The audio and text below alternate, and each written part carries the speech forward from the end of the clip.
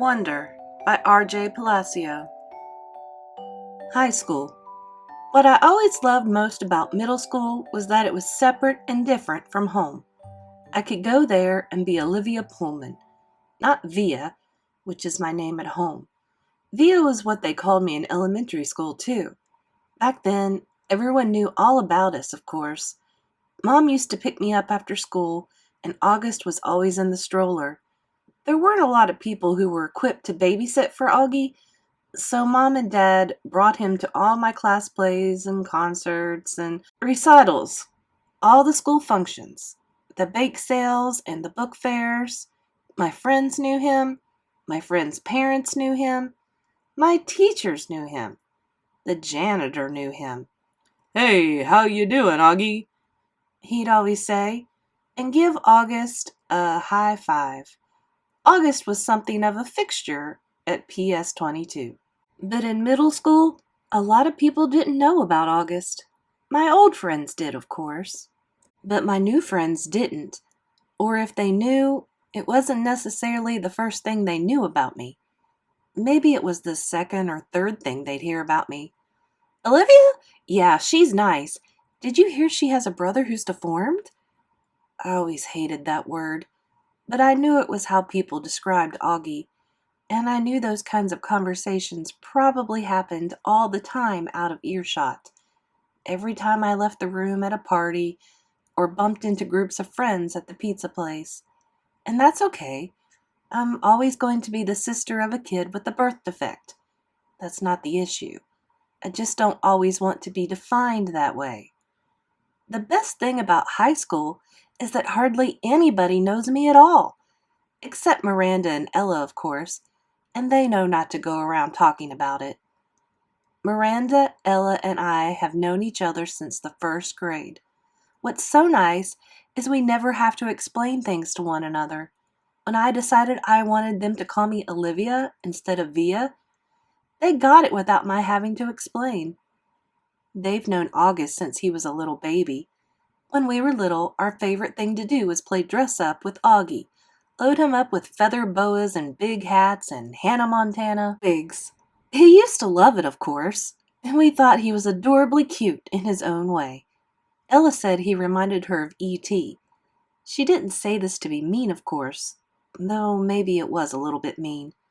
The truth is, there's a scene in the movie when Drew Barrymore dresses E.T. in a blonde wig, and that was a ringer for Auggie in our Miley Cyrus heyday. Throughout middle school, Miranda, Ella, and I were pretty much our own little group, somewhere between super popular and well-liked, not brainy, not jocks, not rich, not druggies, not mean, not goody-goody, not huge, not flat. I don't know if the three of us found each other because we were so alike in so many ways, or that because we found each other, we've become so alike in so many ways. We were so happy when we all got into Faulkner High School.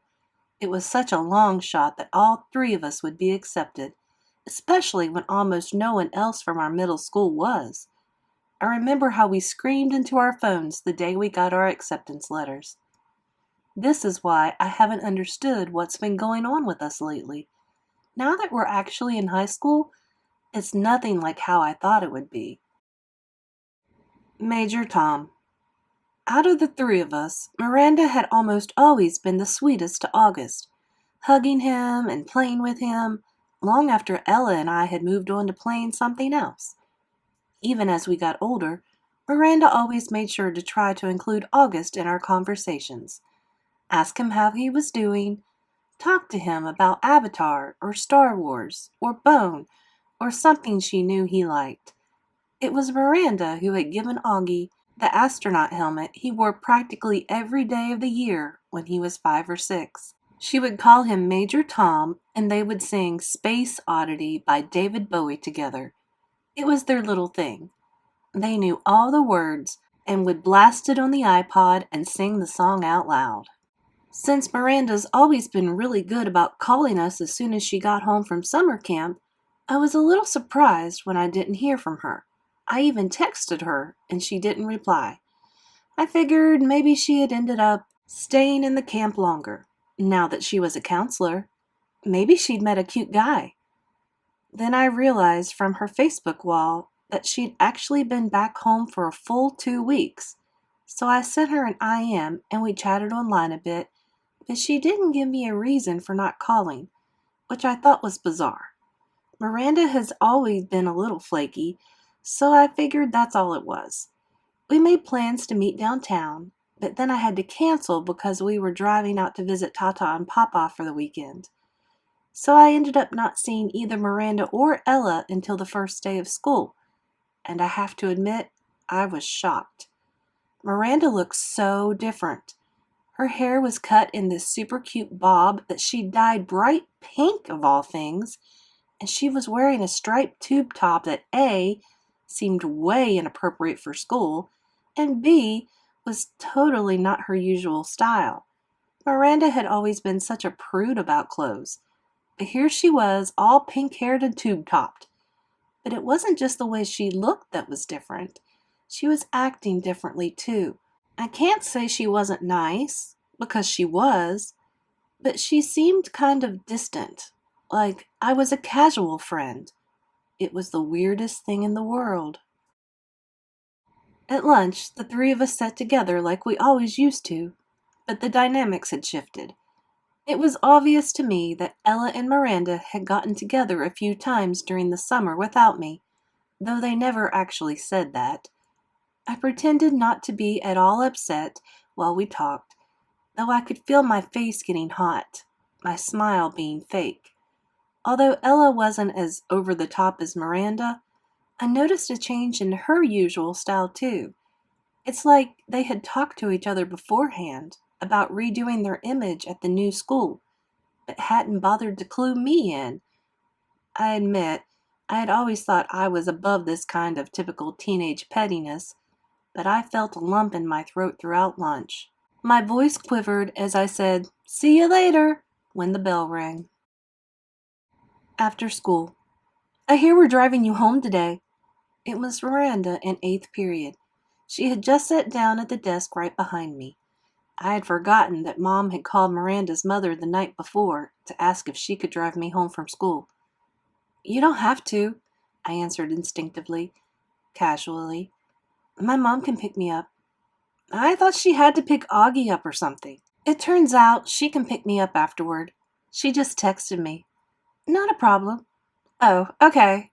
Thanks." It was all a lie on my part, but I couldn't see sitting in a car with the new Miranda. After school, I ducked into a restroom to avoid bumping into Miranda's mother outside.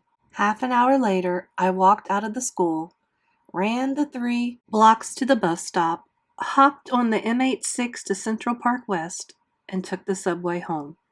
"Hey there, sweetie," Mom said the moment I stepped through the front door. "How was your first day? I was starting to wonder where you guys were." We stopped for pizza. Incredible how easily a lie can slip through your lips. "Is Miranda not with you?" She seemed surprised that Miranda wasn't right behind me. "She went straight home. We have a lot of homework." "On your first day?" "Yes, on our first day!" I yelled, which completely surprised Mom. But before she could say anything, I said, "School was fine. It's really big, though. The kids seem nice." I wanted to give her enough information so she wouldn't feel the need to ask me more. "How was Augie's first day of school?" Mom hesitated, her eyebrows still high up on her forehead from when I'd snapped at her a second earlier. "Okay," she said slowly, like she was letting out a breath. "What do you mean, okay?" I said. "Was it good or bad?" "He said it was good." "So why do you think it wasn't good?" "I didn't say it wasn't good. Geez, Via, what's up with you?" "Just forget I said anything at all," I answered, and stormed dramatically into Augie's room and slammed the door. He was on his PlayStation and didn't even look up. I hated how zombified his video games made him. "So how was school?" I said, scooching Daisy over so I could sit on his bed next to him. "Fine," he answered, still not looking up from his game. "Auggie, I'm talking to you!" I pulled the PlayStation out of his hands. "Hey!" he said angrily. "How was school?" "I said fine!" he yelled back, grabbing the PlayStation back from me. "Were people nice to you?" "Yes." "No one was mean." He put the PlayStation down and looked up at me as if I had just asked the dumbest question in the world. "Why would people be mean?" he said. It was the first time in his life that I heard him be sarcastic like that. I didn't think he had it in him. The Padawan bites the dust. I'm not sure at what point that night Auggie had cut off his Padawan braid, or why that made me really mad. I had always found his obsession with everything Star Wars kind of geeky, and that braid in the back of his hair, with its little beads, was just awful. But he had always been so proud of it, and how long it took him to grow it, and how he had chosen the beads himself in a craft store in Soho.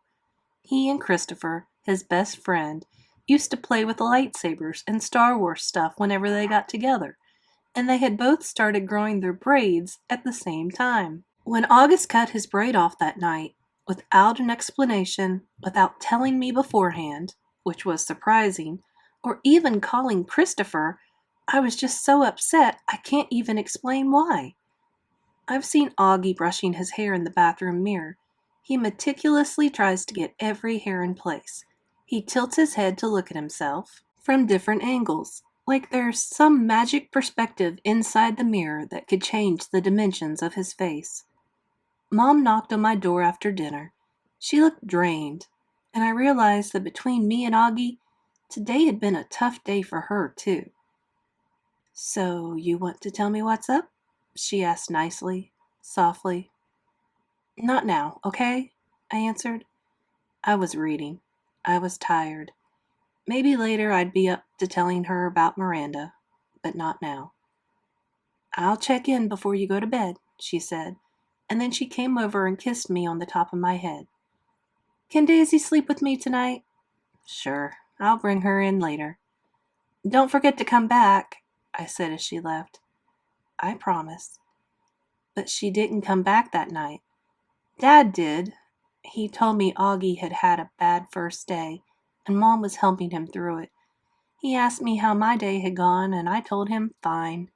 He said he didn't believe me for a second, and I told him Miranda and Ella were acting like jerks.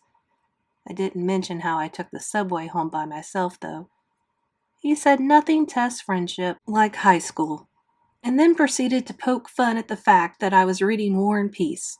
Not real fun, of course, since I'd heard him brag to people that he had a 15-year-old who was reading Tolstoy, but he liked to rib me about where I was in the book, in a war part or in a peace part, and if there was anything in there about Napoleon's days as a hip-hop dancer. It was silly stuff, but Dad always managed to make everyone laugh, and sometimes that's all you need to feel better. "Don't be mad at Mom," he said as he bent down to give me a goodnight kiss. "You know how much she worries about Auggie." "I know," I acknowledged. "Want the light on or off? It's getting kind of late," he said, pausing by the light switch at the door. "Can you bring Daisy in first?" 2 seconds later, he came back with Daisy dangling in his arms, and he laid her down next to me on the bed. "Good night, sweetheart," he said, kissing my forehead. He kissed Daisy on her forehead, too. "Good night, girlie. Sweet dreams." An apparition at the door. Once, I got up in the middle of the night because I was thirsty, and I saw Mom standing outside Augie's room. Her hand was on the doorknob, her forehead leaning on the door, which was ajar. She wasn't going in his room or stepping out, just standing right outside the door, as if she was listening to the sound of his breathing as he slept. The hallway lights were out. The only thing illuminating her was the blue nightlight in August's bedroom. She looked ghost-like standing there. Or maybe I should say angelic. I tried to walk back into my room without disturbing her, but she heard me and walked over to me. "Is Auggie okay?" I asked. I knew that sometimes he would wake up choking on his own saliva if he accidentally turned over on his back. "Oh, he's fine," she said. wrapping her arms around me. She walked me back into my room, pulled the covers over me, and kissed me goodnight. She never explained what she was doing outside his door, and I never asked. I wonder how many nights she stood outside his door, and I wonder if she's ever stood outside my door like that.